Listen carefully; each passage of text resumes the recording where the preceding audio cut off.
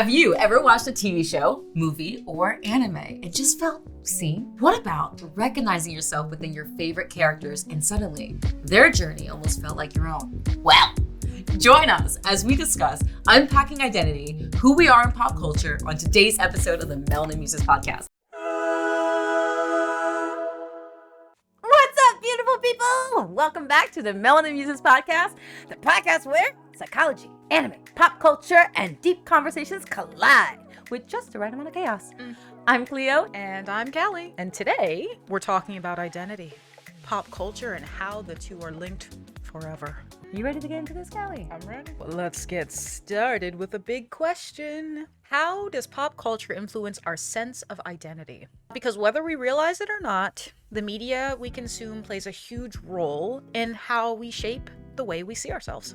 If you only grew up seeing characters who don't look like you, right?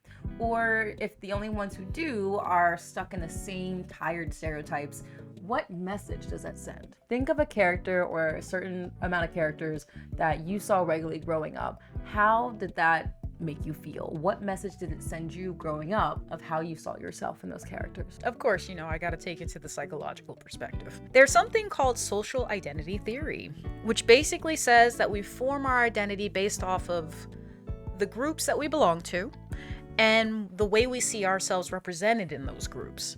So when you see positive, dynamic characters who share your background, it reinforces a sense of pride, self-worth, and belonging. So it's really important to see things like that because at the end of the day, we just want to make sure that we're seeing ourselves through a more positive lens, even if the rest of the world doesn't see us that way. Content you consume as a child really affects how you see yourself. If I think back to all the characters that I've seen growing up, they're more so lighter skin, straight hair, and they had to behave in a certain way, right? Goodness. So that really influenced how I felt about my own hair, especially as a presenting Black woman. And I say presenting because I am biracial. And growing up, that was a really weird space to be in because I didn't fully identify as Black, and obviously I couldn't identify as white. And being in such different environments and only seeing a certain aesthetic, it makes you feel a certain way about yourself. Am I actually beautiful? Am I worthy? Am I valued? Do I belong in any of these spaces? Because all I'm seeing are lighter comparisons. And when I see the people who do look like me, it's always portrayed as someone like angry, quote unquote, or someone who's more displayed as a sexual being, but not in the healthy way. It's like overly hypersexualized, but without a brain, if that makes sense. And when you were talking about like the sense of pride, self-worth, and belonging, when you don't really see healthy renditions of yourself in the media, like in our cases, like anime and all of that. Like on one hand, we can logically understand that, hey, this is anime, it's Japanese animation, so there obviously is not going to be a lot of Black people in it because we don't live there. So it makes sense.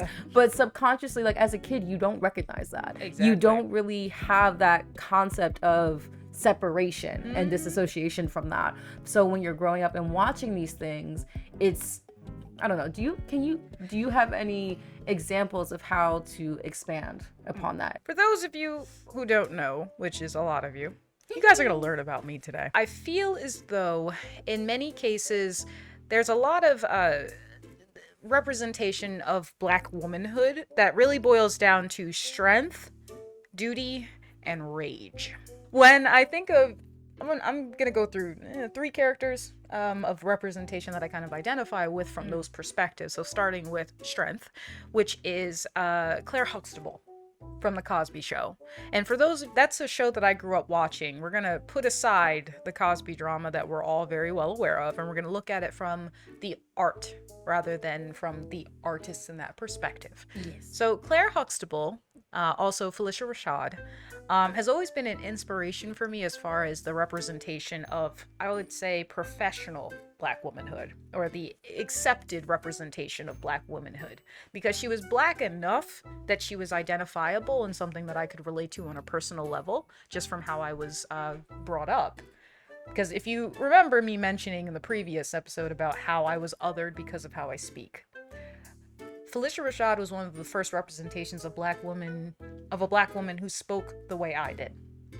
But also the way she carried herself. Her demeanor was very strong and empowering, and she was a wonderful mother as well as a professional. And those are things that I aspire to be as a small child person, because I'm like, that right there, that's gonna be me. I'm gonna be the head of my household and a professional woman who demands respect from her family and those around her. As in serve your man? Well, yeah. Let me tell you something, Elvis. You see, I am not serving Dr. Huxtable, okay? Okay. That's the kind of thing that goes on in a restaurant. Now, I'm going to bring him a cup of coffee just like he brought me a cup of coffee this morning. And that, young man, is what marriage is made of. It is give and take 50-50. And if you don't get it together and drop these macho attitudes, you are never going to have anybody bringing you anything, anywhere, any place, anytime, ever. And even to this day, I still have elements of that I exhibit. But there also came a catch with that, is that you got to see her anger, but it was very contained and reserved. Now enter, in my early 20s, I guess, Avatar Korra, from the Legend of Korra. Now, I'm gonna tell you guys right now, Korra is the very first character that I cosplayed as. I was going through a really dark time of my life in that perspective, going through a major breakup. So it was a hard thing for me to reconcile.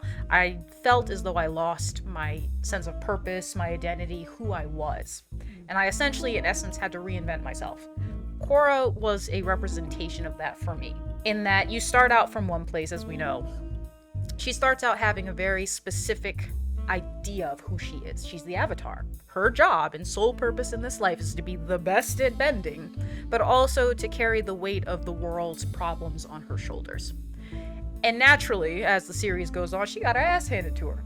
Time and time and time again. She also had to learn how to ask for help and learn how to be a part of a team. Because being the Avatar is a one-person team in many cases. And so that journey was visceral for me to witness and go through. I didn't watch season 4 until years and years later, because the ending of season 3 hit me like a gut punch.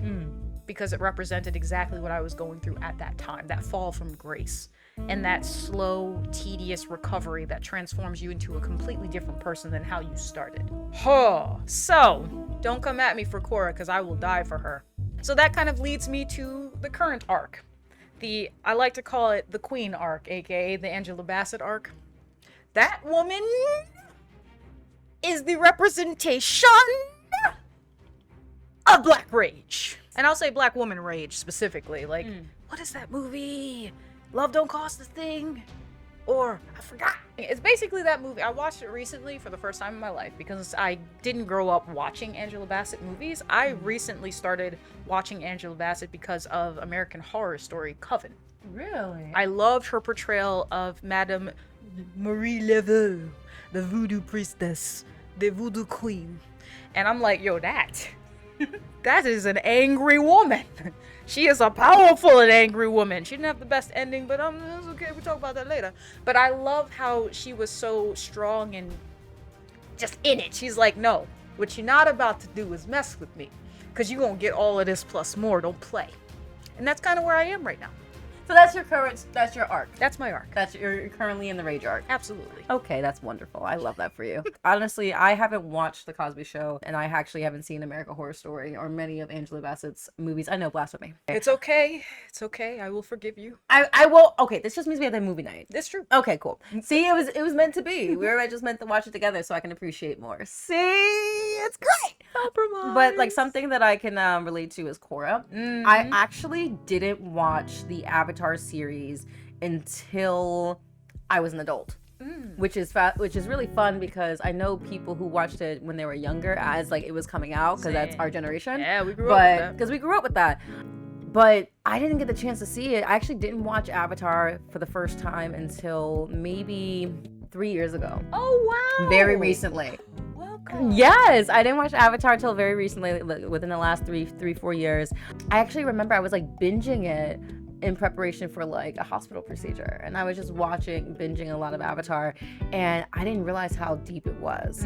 And then I watched Korra, and I was like, whoa. Whoa, indeed. And it was fascinating seeing a one, like how the things were handed off to the next avatar, but also seeing her actually being a brown character, not necessarily black, but like just being someone of a darker skin tone. Korra black to me. She black to you? She Okay. black to me. Like just seeing her being a brown individual, and I feel like she was the most humanized version of like a superhero in a way. Like same thing with Aang too. Like we can Black women are superheroes. yes. That is what we were taught from a very young age, that it's our job to shoulder the burdens of society and our culture as a whole. Yeah, but what like really gets me about her, like especially watching it as an adult, I feel like I was able to appreciate it more because, child, I look back and think about little Cleo, and I'm like, I kind of want to punch her across the room with love, with love. Because I feel like I wouldn't have been able to appreciate a lot of the things I can appreciate now because I just didn't have the mentality, I didn't have the tools, I didn't have the self-awareness to be able to learn effectively from the media I was consuming. Now being in a space where I can watch things and actually learn from it in a deeper space, like being able to see Korra's journey, and spoiler alert, gonna kind of mention a couple things, so if you want to like skip maybe 30 seconds then you can, but like seeing her journey and how she got completely broken, and especially like mentally, emotionally, and physically from her journey, it really shows another level of vulnerability that you don't really get a chance to see with a lot of characters, because kind of like the superhero thing is like they're constantly strong, and then it just felt more relatable. It made her more 3D and made her more like, so it's okay to break, it's okay to feel like you're down in the dumps, it's okay to hit rock bottom, and it's okay to kind of be angry about it and to struggle, but then you still move forward with the right community around you. So like when you see more characters like that, it's really helpful.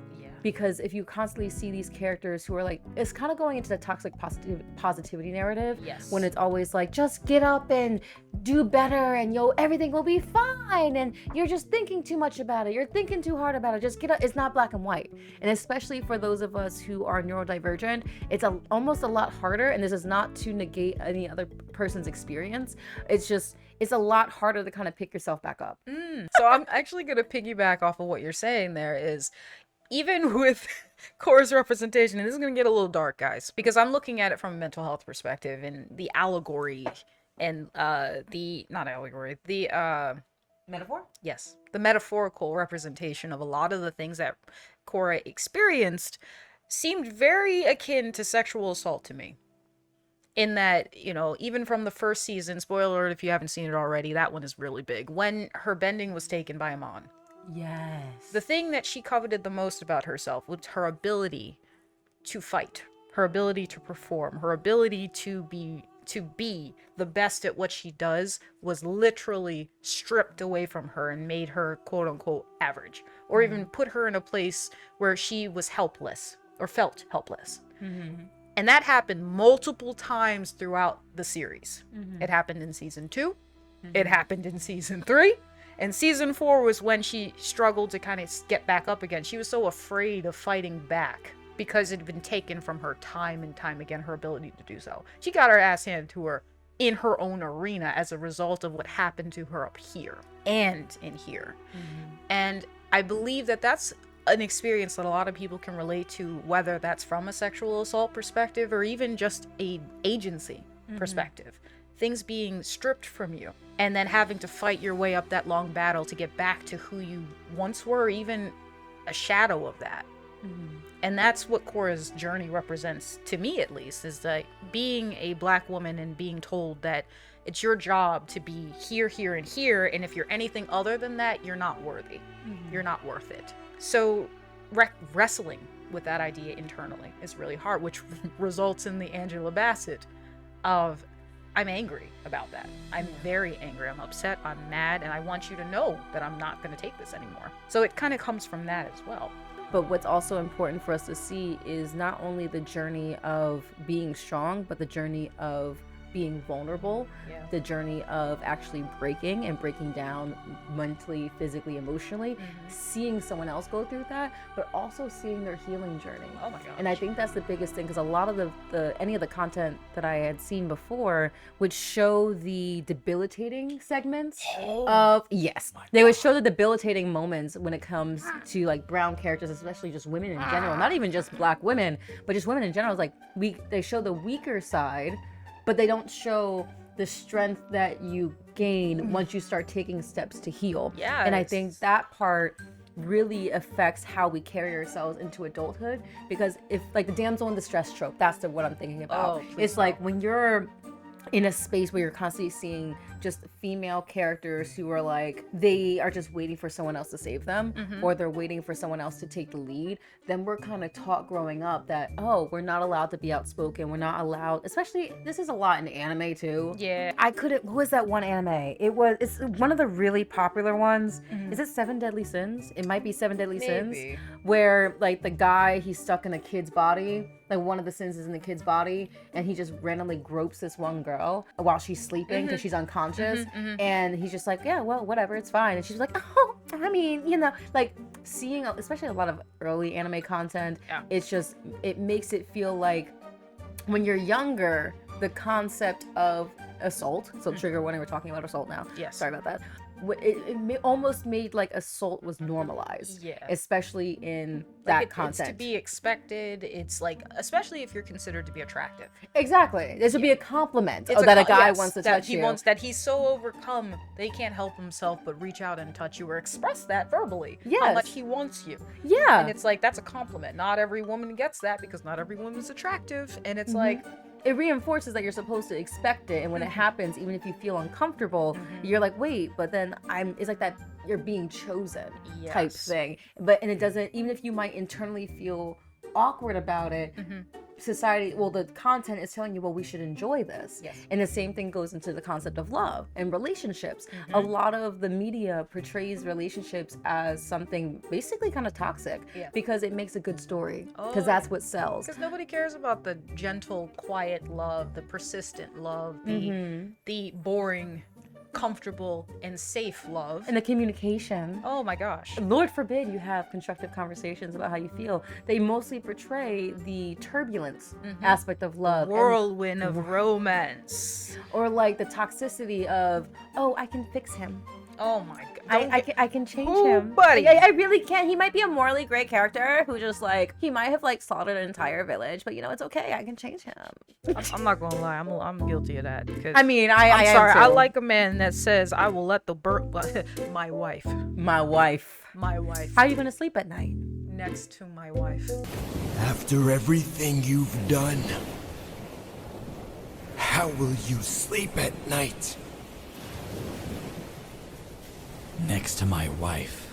I'm sharing this because I am guilty of this character, but however, I am cognitively aware that I like toxic men in books, but in reality, I can spot them from a mile away now, and I'm like, bye-bye. So this is growth. So we're gonna have a whole episode on that, because I need you guys to understand the difference. It's okay to have fantasies, and it's okay to say, I want a man to growl in my ear, but if that man pajama comes up and like this, get out of my face. I'm like, stranger danger. Get away from me right now.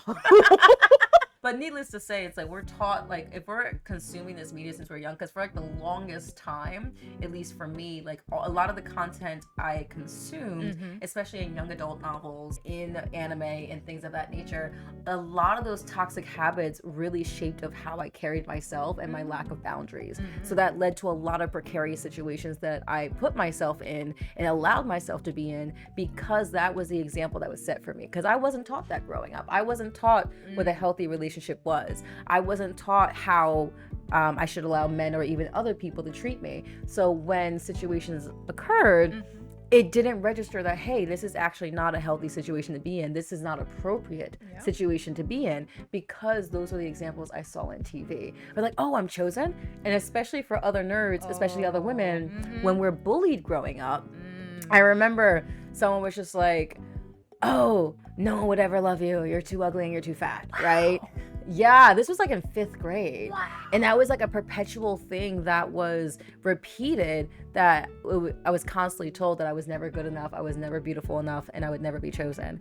So whenever a male put in interest, whether 9 times out of 10 it was just like a sexual interest thing, or like if you go to the club and guys would like just grab you or grope you randomly, to me at the time it was like, oh my gosh, I was chosen, I'm actually pretty. And even though it was uncomfortable, it almost, you would like kind of seek it out. Like, oh well, no one tried to grope me today, like why, I must be ugly as shit. It was a very toxic mentality to be in. And looking back, it makes you grieve the person, the child that you were, because then you realize how many different messages that weren't actually good for you that were fed to you because of the content, and especially in anime too. A lot of that without consent, like the panty shots, the groping, all of that stuff is fed to us like, hey, this is what you should aspire to.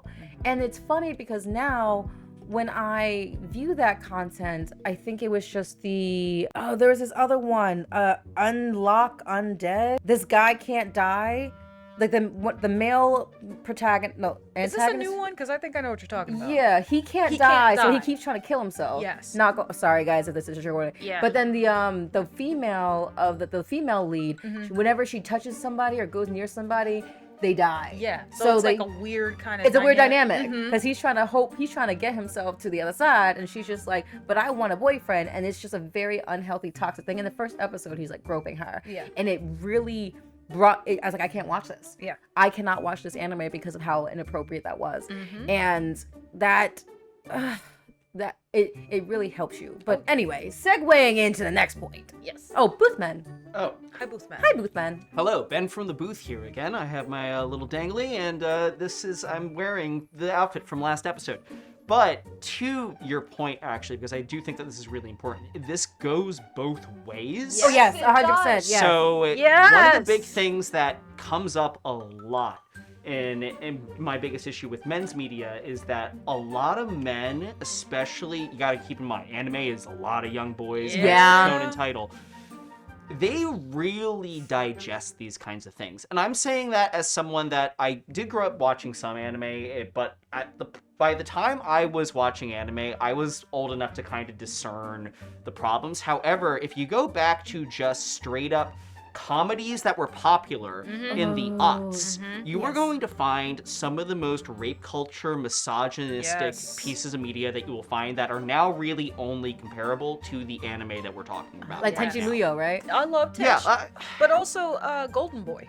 It's a lot of the older content is going to fit this mold, and you'll notice that a lot of people have had to deprogram anything that they've learned, and this is myself included, by the way. I've talked about this on camera before, but the entire thing is like, we as a society have to constantly deprogram ourselves from the things that we were told were acceptable just by media. And also, if you pay attention to a lot of older media, and like I'm even talking like Legally Blonde, when there is like some disgusting old man that is like trying to touch or feel up a lady, sometimes that is either played up for laughs or they don't actually face real repercussions for their actions. So there is an entire generation of men that grew up thinking that groping women was an acceptable way to show interest. I'm telling you.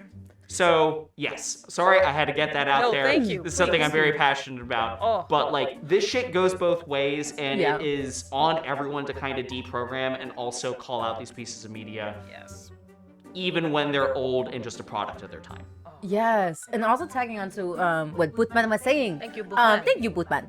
It's also, like, a lot of stuff that we also have to deprogram for how women should treat men.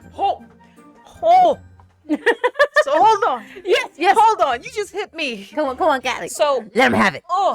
So I consider myself to be a hardcore advocate for young black boys' protection. Yes. Okay, because there is a very, very yucky, and it's probably not just young black boys, but that's the group I'm going to focus on, who are conditioned to believe that the younger they experience sexual situations, that's to be celebrated. And when you have adult women sexualizing boys and calling them handsome or kind of grooming them mentally to pursue women, for sexual gratification and clout within their community, that's a big no-no for me. I will tell people, trigger warning, I will tell people right off, you were molested. If at 12 years old, if an adult woman approaches you sexually in any capacity, you were molested.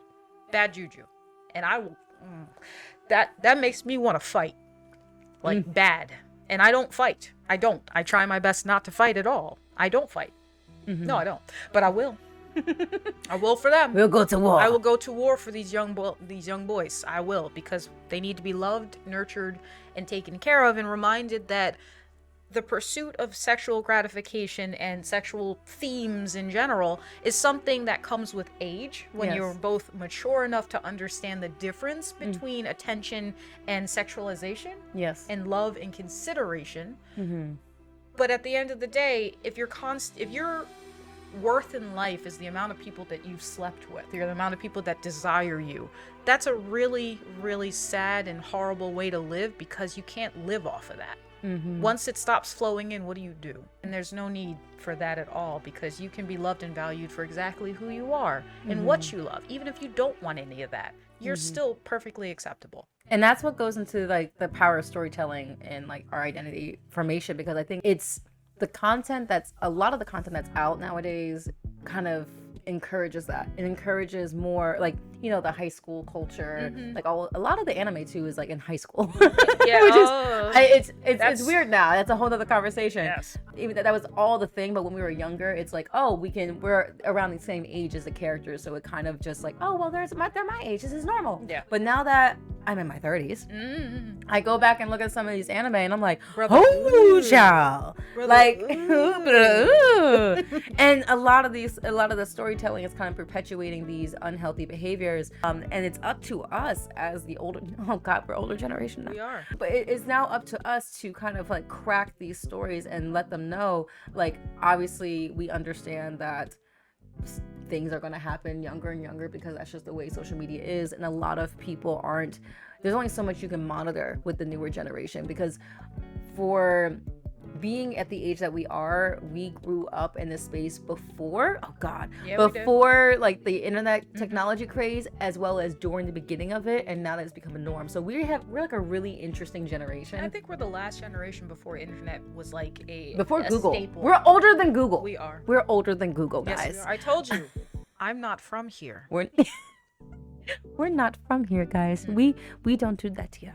I guess that's what people say. The definition of childhood ruined is that, you know, in Yeah. hindsight, you recognize that some things that you once consumed and thought were, lucrative and staple points of your identity are not necessarily good or acceptable, or really things that can translate well now. Yeah.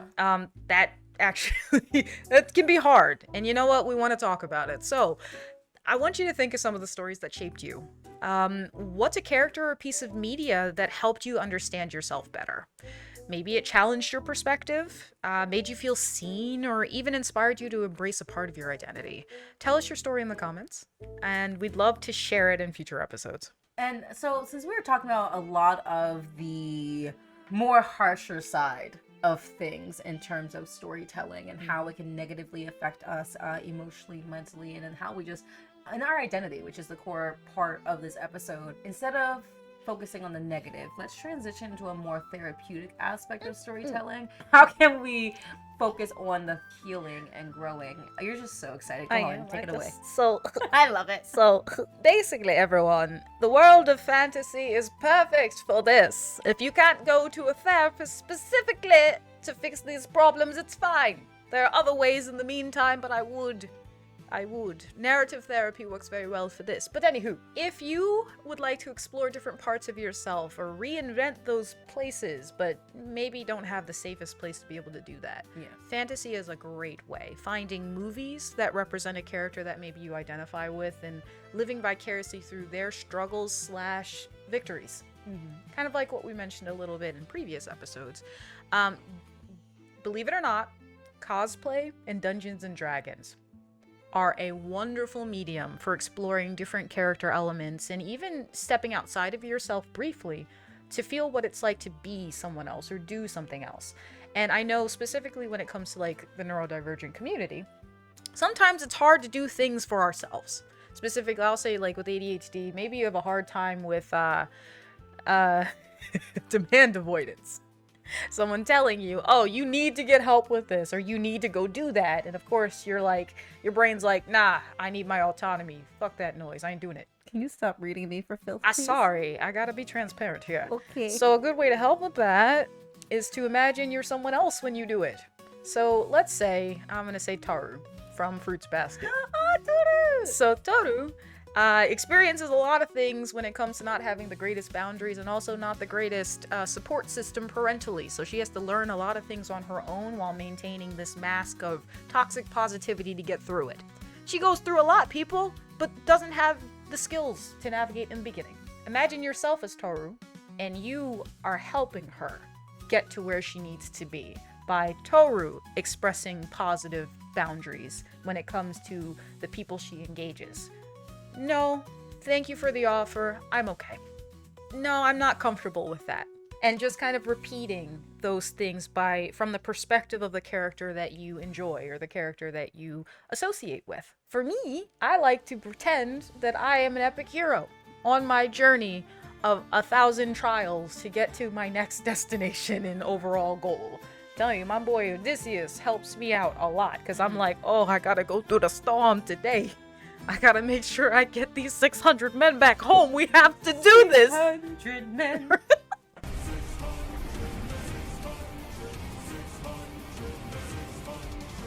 And so it's helpful if maybe you yourself, as you are, might not be able to weather the storms of reality and traverse the trials that you're given, but if you do it from the perspective of a loved character, maybe instilling some of the lessons that they learned into your own life. Uncle Iroh is a good one. Sometimes, if I'm having a really hard day, I'll sit down and have a figurative conversation with Uncle Iroh, just like Korra did when she went to the spirit realm. Her little child self needed to have a tea party with Uncle Iroh real quick so that she could process some of the harsher things that she experienced and therefore come out on the other side with her child intact, her innocence intact, and then returning to a space where she could be powerful in herself again. Sometimes we need those inspirations, and I encourage you to do that. If there's a character that you relate to in any kind of media, Dungeons & Dragons, you create your own character. You go on your fictional missions and surround yourself with friends going through trials that in many cases are out of your control unless you get a nat 20 or something. But picture it that way. Give that a try if you're having a hard time reconciling parts of yourself that maybe are too harsh to face right now. The moment you mentioned Iroh, my brain went to WWID. What would Iroh do? Oh, yes. And just having like a bracelet inscribed with WWID. Not gonna lie, on my signature, you've probably seen it. I have. On my signature, on any email I send, I have a quote from Iroh because I just love him so much. And like, I think everyone needs an Uncle Iroh in their lives. And that leads me into the concept of fan fiction. For fan fiction, for those of you who can't really find like Specific media, then you can create your own. I used to be on the Wattpad and Quizilla type of thing, you know, the like insert your name community, right? Yes. So like you can either find fan fiction where it's like insert your name, so you can kind of immerse yourself and go through that story arc to kind of like reprocess and heal from certain things, or write your own. Because that's something that I used growing up, was like my biggest escapism was reading manga or reading like 500-page novels and not moving for 14 hours. There you go. But also writing my own fan fiction, because it was a great way for me to actually empower myself in the space where I felt more encouraged to be myself and more encouraged to create the environment that I wish I had in reality, because I didn't have the tools to do it yet at that age in reality. So I created the persona that I always wanted in the fan fiction that I wrote. So like or rewriting a situation that happened or experience that happened to you, how would you do things differently that would make you feel empowered? This is narrative therapy in a nutshell. It's more nuanced, but you know what I mean. At the end of the day, pop culture isn't just entertainment. It's a reflection of who we are, what we value, and what we're going to do next. Until next time, stay bold, stay curious, and keep embracing your inner muse. Okay, bye! Bye! The Melanin Muses podcast is produced by Nicole Brogan in partnership with Benjamin Collins of Scope Productions. Feel free to connect with us at Melanin Muses Podcast via Instagram, TikTok, and YouTube, or email us at melaninmusespodcast@gmail.com.